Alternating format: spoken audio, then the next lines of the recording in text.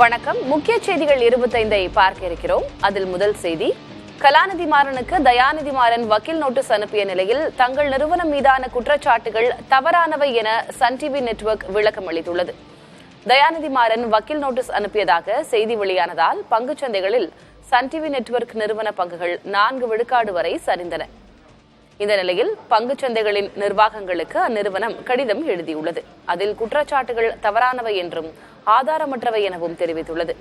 22 ஆண்டுகளுக்கு முன் private limited நிறுவனமாக இருந்தபோது நிகழ்ந்த பரிமாற்றங்கள் சட்டப்பூர்வமானவை என்று தெரிவித்துள்ள சன் டிவி நெட்வொர்க், இது குடும்ப விவகாரம் மட்டுமே என்றும் தற்போதுள்ள பிரச்சினைக்கும் வர்த்தகத்துக்கும் தொடர்பு இல்லை எனவும் விளக்கம் அளித்துள்ளது.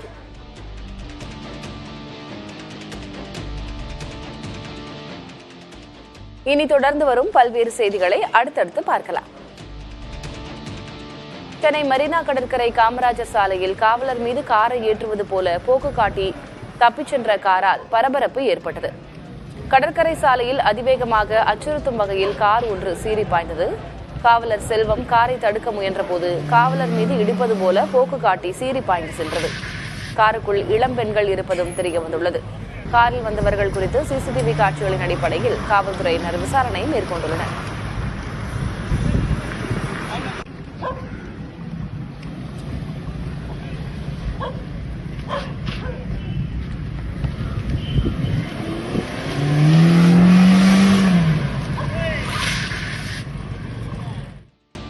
சென்னை விமான நிலையத்திலிருந்து மதுரைக்கு சென்ற இண்டிகோ நிறுவனத்தின் விமானம் மேல்வானில் தொழில்நுட்ப கோளாறு ஏற்பட்டதால் பாதி வழியில் திரும்பி வந்தது.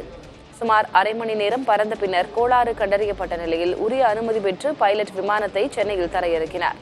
இந்த விமானத்தில் பயணித்த 68 பேரும் பாதுகாப்பாக இறக்கிவிடப்பட்டனர். இந்த சம்பவம் குறித்து இண்டிகோ நிறுவனம் எதுவும் தெரிவிக்கவில்லை என அதிகாரிகள் கூறினர்.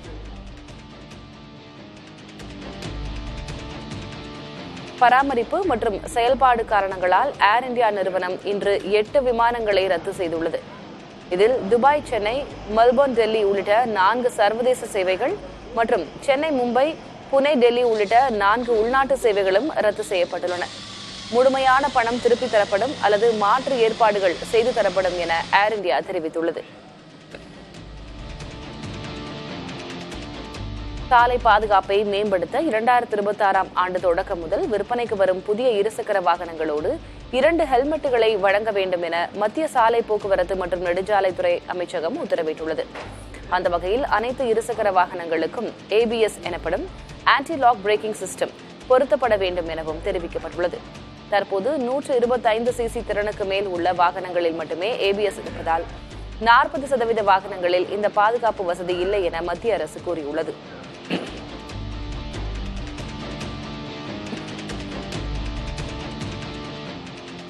சென்னையில் தங்கம் மற்றும் வெள்ளி விலை இன்று குறைந்துள்ளது. இன்று காலை நிலவரப்படி 22 கேரட் ஆபரண தங்கம் கிராமிற்கு 55 ரூபாய் விலை குறைந்து 9210 ரூபாய்க்கும், ஒரு சவரன் 440 ரூபாய் விலை இறங்கி 73680 ரூபாய்க்கும் விற்பனை செய்யப்படுகிறது.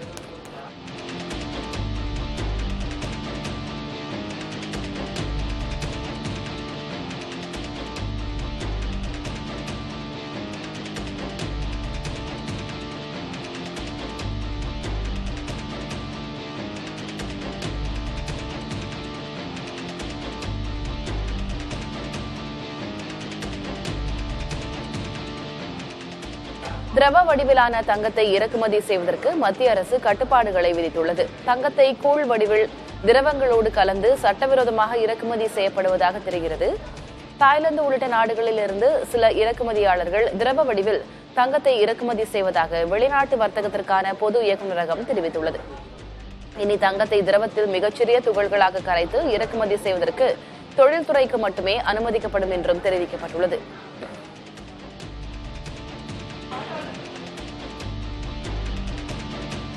சுவிஸ் வங்கி கணக்குகளில் உள்ள இந்தியர்களின் பணம் 2024ஆம் ஆண்டில் 3 மடங்கிற்கு மேலாக அதிகரித்து 37,600 கோடி ரூபாயாக உள்ளது. சுவிட்சர்லாந்து தேசிய வங்கி வெளியிட்டுள்ள ஆண்டு அறிக்கையின்படி இந்த தொகையின் பெரும்பகுதி வங்கி மற்றும் பிற நிதி நிறுவனங்களின் கணக்குகளிலேயே உள்ளது. இருப்பினும் இந்திய தனிநபர் வங்கி கணக்குகளில் உள்ள நிதி 11 விழுக்காடு அதிகரித்து 3,675 கோடி ரூபாயாக உள்ளது. இது மொத்த தொகையில் 10 1 பங்கு மட்டுமே. புதிய பான் கார்டு விண்ணப்பிப்பதற்கு ஜூலை மாதம் முதல் ஆதார் அட்டை கட்டாயமாக்கப்பட்டுள்ளது. மத்திய நேரடி வரிகள் வாரியம் இந்த புதிய நடைமுறையை செயல்படுத்த உள்ளது. இதன் மூலம் புதிய பான் கார்டு விண்ணப்பிக்கும் போது ஆதார் எண் சரிபார்க்கப்படுதல் அவசியம். ஒரே நபர் பல பான் கார்டுகளை வைத்திருப்பது, வேறொருவரின் பெயரில் உள்ள பான் கார்டை தவறாக பயன்படுத்துவது ஆகியவற்றை தடுக்கவே இந்நடவடிக்கை என்று கூறப்பட்டுள்ளது. திரைப்பட தயாரிப்பாளர் ஆகாஷ் பாஸ்கரன் மற்றும் தொழிலதிபர் விக்ரம் ரவீந்திரனுக்கு எதிரான அமலாக்கத்துறை நடவடிக்கைகளுக்கு சென்னை உயர்நீதிமன்றம் இடைக்கால தடை விதித்துள்ளது.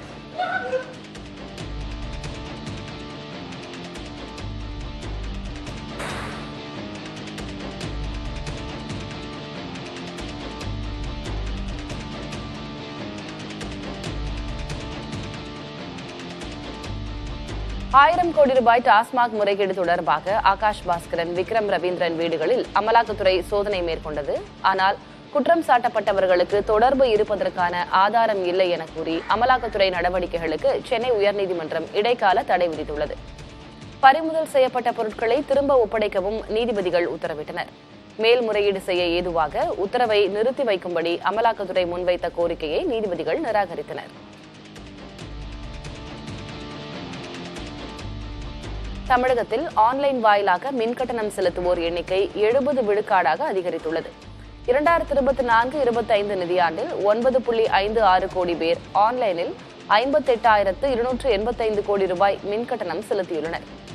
மின்கட்டண மையங்களில் வரிசையில் காத்திருப்பது போன்ற சிரமங்கள் இருப்பதால் டிஜிட்டல் கட்டண முறை பிரபலமாகி வருகிறது. மின் கட்டண வசூல் தொகையில் 85 விழுக்காடு ஆன்லைன் வாயிலாகவே கிடைப்பதாகவும் விரைவில் இது 100 விழுக்காடாக உயர்த்தப்படும் என்றும் மின்வாரிய அதிகாரிகள் தெரிவித்தனர்.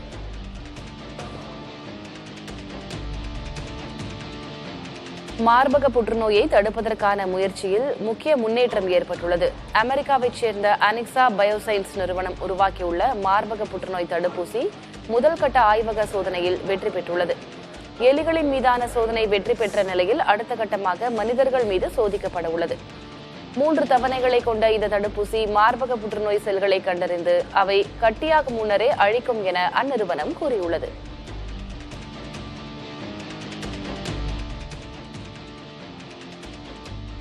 ஃபாக்ஸ்வாகன் நிறுவனம் இந்தியாவில் சுமார் 10,000 கோடி ரூபாய் முதலீடு செய்ய திட்டமிட்டுள்ளது.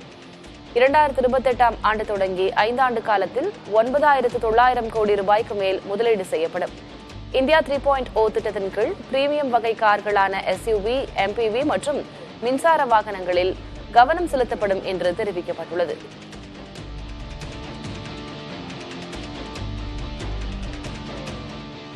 சென்னை ரோகிணி திரையரங்கில் நடிகர் தனுஷ் ரசிகர்களோடு சேர்ந்து குபேரா திரைப்படத்தை கண்டுகளித்தார்.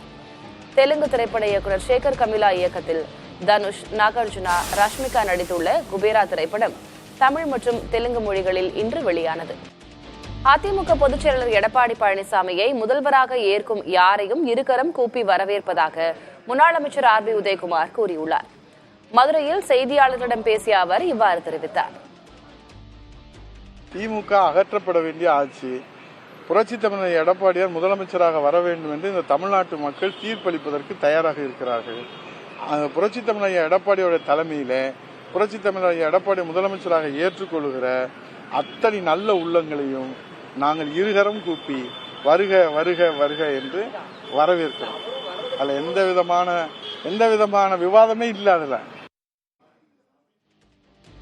ஈரான் மீது அமெரிக்கா தாக்குதல் நடத்துவது முழு பிராந்தியத்தையும் தீக்கிரையாக்கும் என்று ரஷ்யா கண்டித்துள்ளது.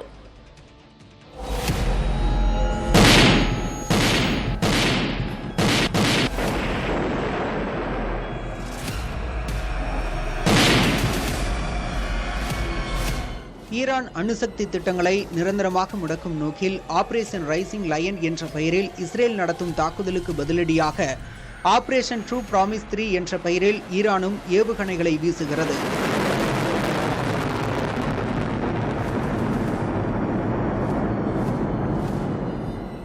இந்த நிலையில் ஈரானின் நட்பு நாடுகளான ரஷ்ய அதிபர் புதினும் சீன அதிபர் ஜின்பிங்கும் தொலைபேசியில் 1 மணி நேரம் ஆலோசனை நடத்தினர்.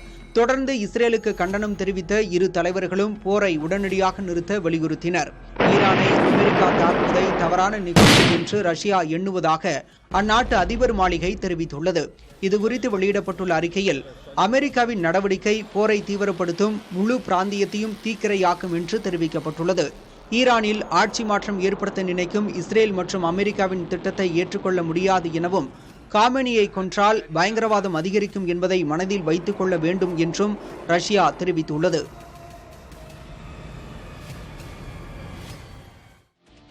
தொடர்ந்து வரும் செய்திகளை நீ அடுத்தடுத்து பார்க்கலாம். ஈரான் மீதான இஸ்ரேலின் தாக்குதலுக்கு வடகொரியா கடும் கண்டனம் தெரிவித்துள்ளது. மத்திய கிழக்கு பிராந்தியத்தின் அமைதிக்கு மட்டுமல்லாது உலகின் அமைதிக்கே இஸ்ரேல் ஊறு விளைவிப்பதாக வடகொரிய வெளியுறவுத்துறை செய்தி தொடர்பாளர் கூறியுள்ளார். அமெரிக்கா மற்றும் ஐரோப்பாவின் ஆதரவோடு செயல்படும் இஸ்ரேல் மத்திய கிழக்கு பிராந்தியத்தின் அமைதியை சீர்குலைக்கும் புற்றுநோய் போன்றது எனவும் கடுஞ்சொற்களை பயன்படுத்தியுள்ளது வடகொரியா.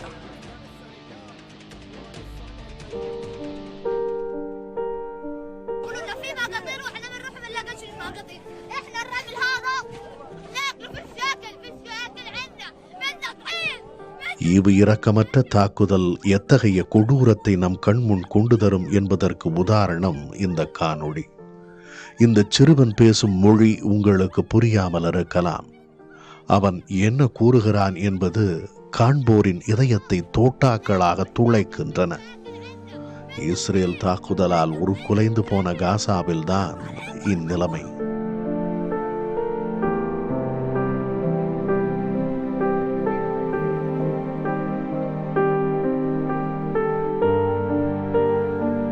உணவில்லை, மண்ணை உண்ணும் நிலைக்கு கொண்டு வந்து விட்டீர்கள்.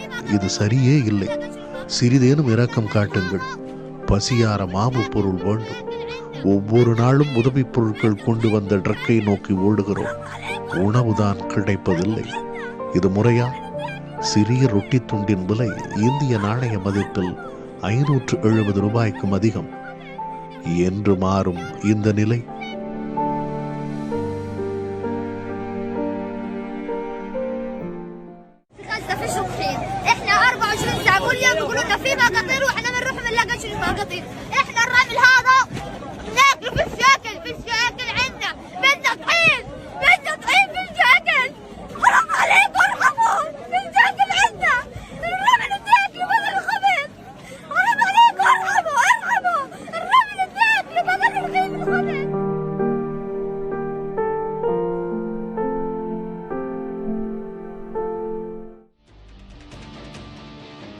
சிரியாவிலிருந்து இடம்பெயர்ந்த 20 லட்சத்துக்கும் அதிகமான மக்கள் கடந்த டிசம்பரில் அதிபர் பஷர் அல் அசாத் பதவியிலிருந்து அகற்றப்பட்ட பின்னர் தங்கள் வீடுகளுக்கு திரும்பியுள்ளதாக ஐநா அகதிகள் முகமையின் தலைவர் பிலிப்போ கிராண்டி தெரிவித்துள்ளார். பிராந்திய பதட்டங்களுக்கு மத்தியில் ஒரு நம்பிக்கையின் அடையாளம் என்றும் அரசியல் தீர்வுகள் அவசியம் என்றும் அவர் குறிப்பிட்டார். சிரியாவின் மறுசீரமைப்பு பணிகளுக்கு சர்வதேச ஆதரவு தேவை எனவும் வலியுறுத்தப்பட்டுள்ளது.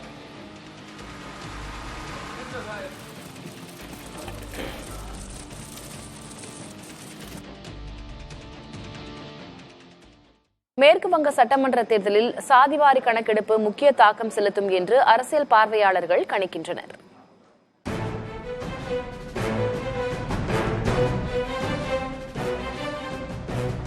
அண்மையில் மேற்குவங்க முதல்வர் மம்தா பானர்ஜி 74 புதிய சாதிகளை இதர பிற்படுத்தப்பட்டோர் பட்டியலில் சேர்க்கும் அறிவிப்பை வெளியிட்டார். இதில் இஸ்லாமியர்களும் சேர்க்கப்பட்டிருந்தனர். பாஜக இதை அரசியல் நாடகம் என்றும் ஓட்டு வங்கி அரசியல் என்றும் கடுமையாக விமர்சித்தது. ஆனால் பிற்படுத்தப்பட்டோர் பட்டியலில் ஒரு சமூகத்தை இணைப்பது குறித்து முடிவெடுக்க அதன் சமூக பொருளாதார நிலைதான் கணக்கில் எடுத்துக்கொள்ளப்பட வேண்டும் என்றும், மத அடையாளம் பொருட்டு அல்ல என்றும் மம்தா தனது முடிவுக்கு விளக்கம் அளித்துள்ளார். சாதிவாரி கணக்கெடுப்புக்கான முக்கிய முன்முயற்சியாகவும் மாநில அளவிலான அடையாள அரசியலை பிரதிபலிக்கும் விதமாகவும் இந்த நடவடிக்கை அமைந்துள்ளது என்கிறார் மேற்கு வங்க அரசியல் ஆய்வாளர் பர்மன் ராய். அடுத்த 6-7 மாதங்களில் தேர்தல் அறிவிப்பு வெளியாக உள்ள நிலையில் சாதி அடையாளம் வாக்காளர் அணிதிரட்டலில் முக்கிய பங்கு வகிக்கும் என்று கருதப்படுகிறது. ஓபிசி பட்டியல் சார்ந்த சர்ச்சையும் சாதிவாரி கணக்கெடுப்பும் மேற்கு வங்கத்தில் சாதி அடையாளம் சார்ந்த அணிதிரட்டலை வலுப்படுத்தும் என்றும் அரசியல் நோக்கர்கள் கருதுகின்றனர். இது தேர்தல் முடிவுகளை தீர்மானிக்கும் விவகாரமாக மாறலாம் என்று அவர்கள் கூறுகின்றனர். கீழடி விவகாரத்தில் அதிமுக பொதுச் செயலாளர் எடப்பாடி பழனிசாமியை விமர்சித்து கார்ட்டூன் வெளியிட்டுள்ளது அதிமுக ஐடி விங் மீது அதிமுகவினர் புகார் அளித்துள்ளனர். திமுகவின் அதிகாரப்பூர்வ தகவல் தொழில்நுட்ப பிரிவின் சமூக வலைதள பக்கத்தில் வெளியான கார்ட்டூன் தொடர்பாக விருத்தாசலம் காவல் நிலையத்தில் அதிமுக தகவல் தொழில்நுட்ப பிரிவு மண்டல செயலாளர் வழக்கறிஞர் அருண் தலைமையில் அதிமுகவினர் புகார் அளித்தனர். திமுக ஐடி விங் செயலாளர் TRB ராஜா மீது நடவடிக்கை எடுக்க கோரி அவர்கள் புகார் மனு அளித்தனர்.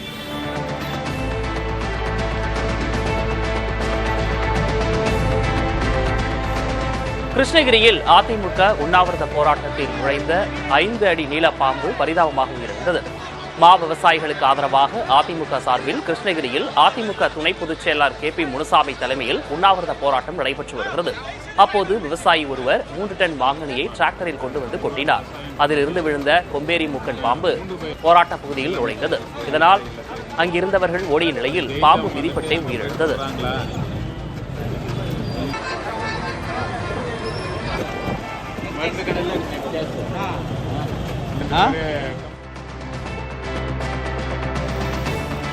கள்ளக்குறிச்சியில் சட்டவிரோதமாக கருக்கலைப்பு செய்த மருந்தக உரிமையாளர் உட்பட 4 பேர் கைது செய்யப்பட்டனர். சங்கராபுரம் காவல்துறையினருக்கு கிடைத்த தகவலின் அடிப்படையில் சோழம்பட்டில் உள்ள மருந்தகத்தில் சோதனை செய்தபோது கருக்கலைப்புக்கான உபகரணங்கள் பறிமுதல் செய்யப்பட்டன. விசாரணைக்கு பின் பெண்களுக்கு சட்டவிரோதமாக கருக்கலைப்பு செய்ததாக மருந்தக உரிமையாளர் சேட்டு அவருக்கு உதவிய 3 பேர் கைது செய்யப்பட்டனர். கருவின் பாலினத்தை அறிவது, பெண் குழந்தை எண்ணில் 1 லட்சம் ரூபாய் வாங்கி கருக்கலைப்பு செய்தது தெரியவந்துள்ளது.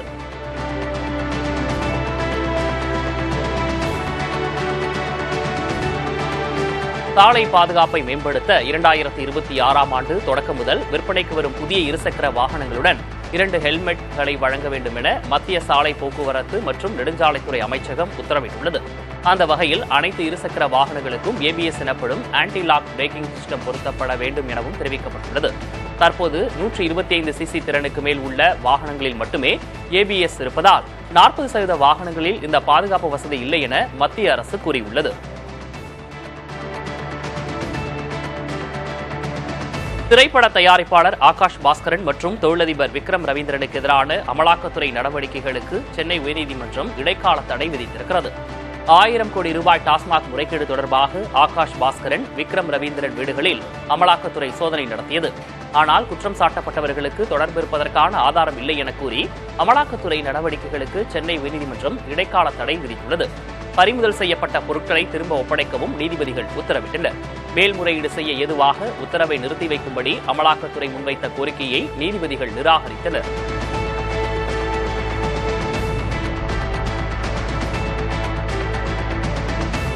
கலாநிதி மாறனுக்கு தயாநிதி மாறன் வக்கீல் நோட்டீஸ் அனுப்பிய நிலையில் தங்கள் நிறுவனம் மீதான குற்றச்சாட்டுகள் தவறானவை என சன் டிவி நெட்வொர்க் விளக்கம் அளித்துள்ளது.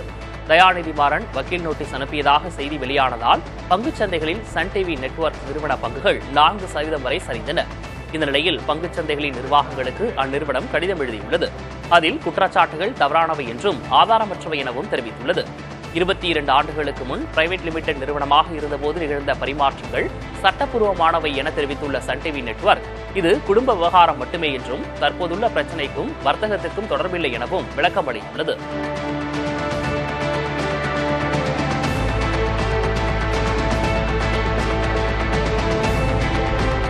தென்காசியில் அரசு பேருந்தில் பின் சக்கரங்கள் தனியாக கழன்று ஓடியதால் பரபரப்பு ஏற்பட்டது. கடையநல்லூர் அருகே ஸ்ரீவில்லிபுத்தூர் மணிமனையைச் சேர்ந்த அரசு பேருந்து மதுரையிலிருந்து குற்றாலம் நோக்கி சென்று கொண்டிருந்தது. இடைக்கால் பகுதியில் பேருந்தின் பின்புறம் உள்ள 2 சக்கரங்களும் லேயர் ஜாயிண்ட் லீக்குடன் மொத்தமாக கழன்று ஓடின. பேருந்தில் சுமார் 87 பயணிகள் இருந்த நிலையில் ஓட்டுநரின் சாமர்த்தியத்தால் பெரும் விபத்து தவிர்க்கப்பட்டது. சில பயணிகள் லேசான காயமடைந்தனர். இந்த விபத்தால் திருமங்கலம் கொல்லம் தேசிய நெடுஞ்சாலையில் போக்குவரத்து நெரிசல் ஏற்பட்டது.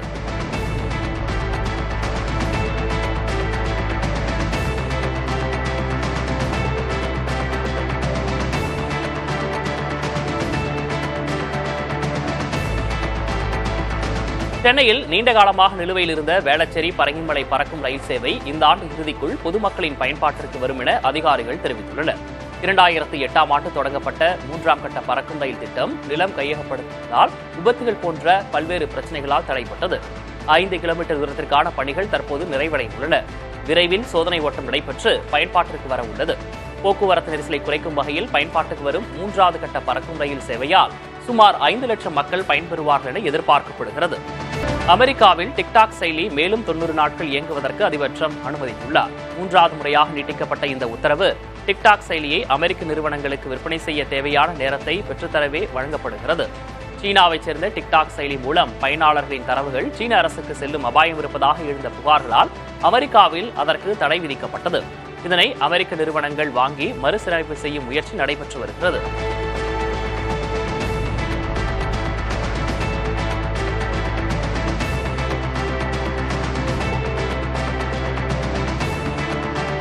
இஸ்ரேலின் தொடர்ச்சியான வான்வழி தாக்குதல்களில் வடக்கு காசாவில் குறைந்தது 72 பேர் உயிரிழந்தனர். இதில் 21 பேர் உணவுகள் வழங்கும் இடங்களின் அருகே காத்திருந்தவர்களாக இருப்பதும் குறிப்பிடத்தக்கது. பாலஸ்தீன சுகாதாரத்துறை அமைச்சகத்தின் தகவலில் இவ்வாறு குறிப்பிடப்பட்டுள்ளது.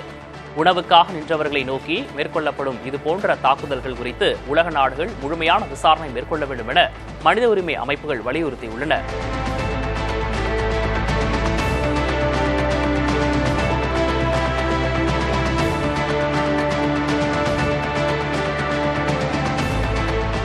சிரியாவிலிருந்து இடம்பெயர்ந்த 20 லட்சத்துக்கும் அதிகமான மக்கள் கடந்த டிசம்பரில் அதிபர் பஷர் அல் அசாத் பதவியிலிருந்து அகற்றப்பட்ட பின்னர் தங்கள் வீடுகளுக்கு திரும்பியுள்ளதாக ஐநா அகதிகள் முகமையின் தலைவர் பிலிப்போ கிராண்டே தெரிவித்துள்ளார். பிராந்திய பதட்டங்களுக்கு மத்தியில் ஒரு நம்பிக்கையின் அடையாளம் என்றும் அரசியல் தீர்வுகள் அவசியம் என்றும் அவர் குறிப்பிட்டார்.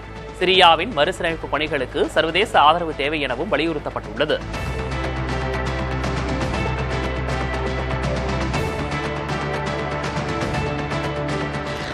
இஸ்ரேலுடனான போரில் இதுவரை குறைந்த அளவிலான பலத்தையே பயன்படுத்தியிருப்பதாக ஈரான் தெரிவித்துள்ளது. குறிப்பாக ராணுவ திறனில் 30% மட்டுமே பயன்படுத்தப்பட்டுள்ளதாக அந்நாட்டின் மூத்த ராணுவ அதிகாரி ஒருவர் தெரிவித்தார். அனைத்து ஆயுதங்களையும் பயன்படுத்தவில்லை என்றும் கடற்படை நண்பர்கள் மற்றும் கூட்டாளிகளின் திறன்களை கூட பயன்படுத்தவில்லை எனவும் ஈரான் கூறியிருக்கிறது. போர் நிறுத்தத்துக்கு ஒப்புக்கொண்டால் பலவீனமான எதிரியை மீண்டும் எழுப்பிவிடும் என்றும் நடவடிக்கைகளை மேலும் தீவிரப்படுத்த தயாராக உள்ளதாகவும் ஈரான் எச்சரித்துள்ளது.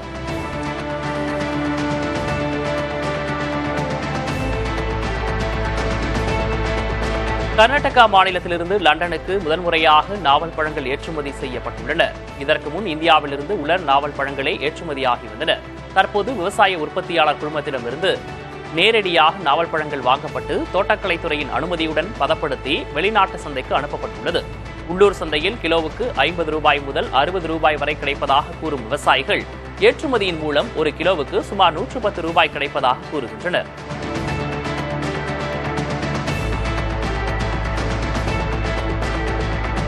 சர்வதேச அளவில் பல்வேறு நாடுகளில் வேலைவாய்ப்பின்மை விகிதம் குறித்த புள்ளி விவரங்களை சர்வதேச நிதியம் வெளியிட்டிருக்கிறது. நடப்பாண்டில் நம் அண்டை நாடுகளான பாகிஸ்தானில் வேலைவாய்ப்பின்மை விகிதம் 8%, சீனாவில் வேலைவாய்ப்பின்மை 5.1% இருந்ததாக சர்வதேச நிதியம் கூறியிருக்கிறது. இந்தோனேஷியாவில் வேலைவாய்ப்பின்மை 5% உள்ள நிலையில் இந்தியாவில் 4.9%, அமெரிக்காவில் 4.2% இருந்ததாக சர்வதேச நிதியம் கூறியிருக்கிறது. ரஷ்யாவில் வேலைவாய்ப்பின்மை விகிதம் 2.8% இருப்பதாக சர்வதேச நிதியம் தெரிவித்திருக்கிறது.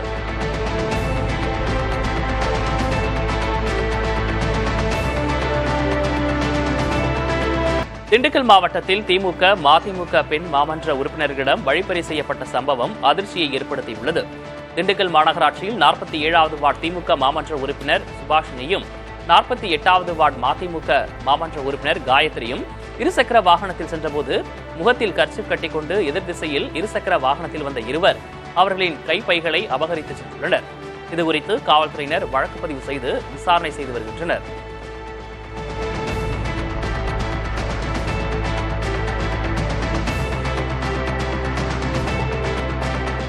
சென்னையில் தங்கம் மற்றும் வெள்ளி விலை இன்று குறைந்துள்ளது. இன்று காலை நிலவரப்படி 22 கேரட் ஆபரண தங்கம் கிராமிற்கு 55 ரூபாய் விலை குறைந்து 9,210 ரூபாய்க்கும், ஒரு சவரன் 440 ரூபாய் விலை இறங்கி 73,680 ரூபாய்க்கும் விற்பனை செய்யப்படுகிறது. வெள்ளி விலையும் கிராமிற்கு 2 ரூபாய் விலை குறைந்து 120 ரூபாய்க்கு விற்பனையாகிறது. முன்னதாக கடந்த 14ஆம் தேதி தங்கம் விலை இதுவரை இல்லாத அளவாக ஒரு சவரன் 74,560 ரூபாய்க்கு விற்பனை செய்யப்பட்டது.